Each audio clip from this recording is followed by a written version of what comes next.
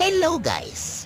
For today's video, ito po ay update sa mga bulilit ni Tali. Napansin niyo po ba, yung mga bulilits ni Tali, monochromatic yung kulay? Ang ganda lang ng kulay nila kasi solid one color lang per puppy. Tingnan niyo naman po, yung kulay ng mga bulilits ni Tali.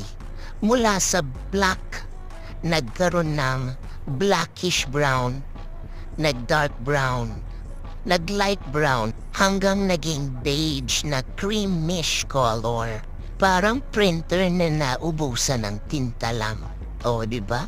Ang cute-cute nila lahat kahit nakapikit pa. Pero ganyan-ganyan lang yan. Naka 1 week na yan. Kaya happy 1 week old mga bulilits ni Tali. Yan lang. Thanks for watching. Bye.